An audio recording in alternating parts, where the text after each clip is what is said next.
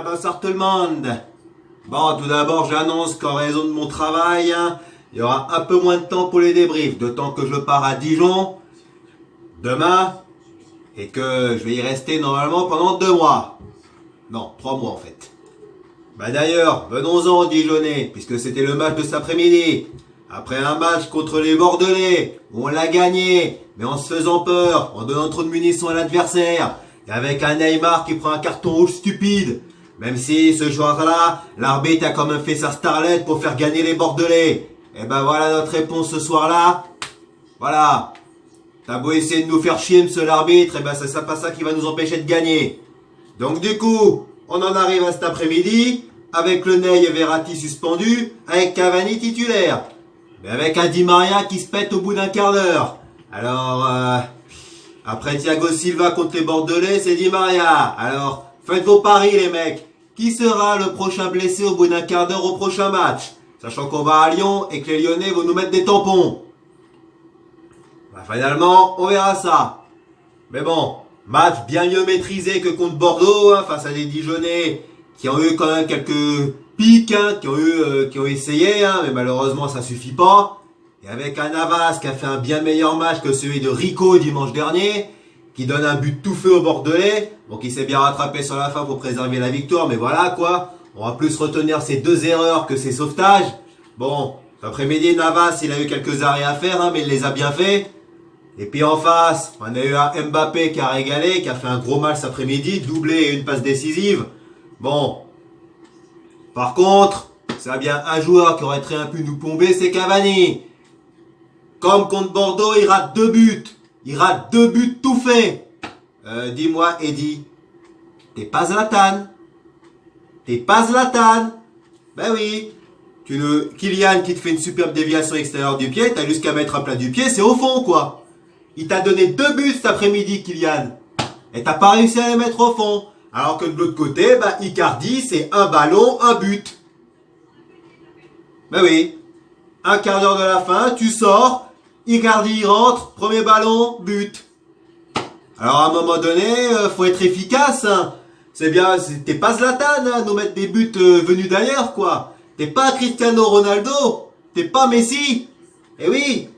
À un moment donné, l'esthétisme, ça compte pas, c'est l'efficacité qui compte. Tu nous fais ça en Ligue des Champions, on est mort. Déjà qu'on est déjà bien mort, là tu vas nous plomber encore plus, ça fait déjà 2 matchs, tu nous plombes. Les matchs on les a gagnés, mais à quel prix?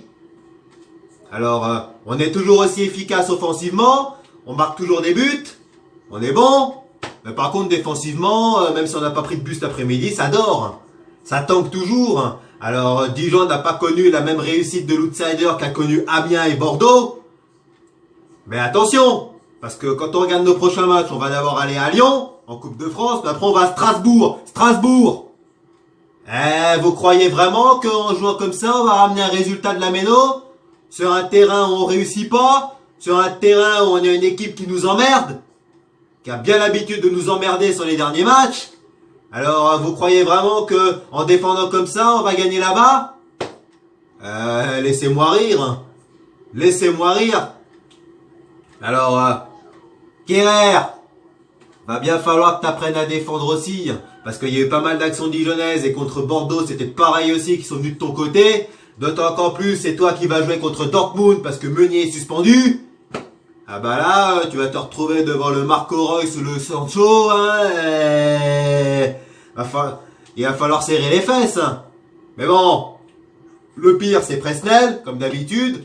J'ai l'impression qu'à chaque fois qu'il joue, il nous plombe plus qu'il nous aide.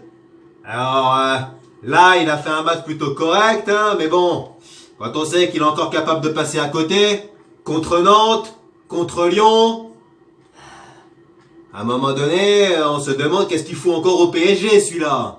Contrairement à un Kouassi qui à chaque fois qu'il joue, il répond présent dans l'engagement et dans le défi physique. Et au moins il commet pas d'erreur. Il commet pas de boulettes qui relancent ses adversaires. Alors, cet après-midi, on a fait un match, disons, bon. Du moins offensivement, parce que défensivement, même si on n'a pas pris de but, il y a quand même eu des occasions contre nous. Alors, prochain match, on va aller à Lyon, demi-finale de Coupe de France. Là, ce sera un autre adversaire, d'autant que les Lyonnais, ils ont gagné contre la Juve, même si les Turinois ils se sont fait voler. avec 2 pénaltys pas sifflés. Mais bon, avec les Lyonnais, on est habitué de se faire voler là-bas. Et après ça, les Lyonnais vont sortir du derby, qui joueront demain. Alors, on verra, hein. Et avec qui sur le terrain. Et après Lyon, ce sera Strasbourg avant de jouer Dortmund. Alors, on n'a pas pris de but. C'est quand même une première depuis près d'un mois.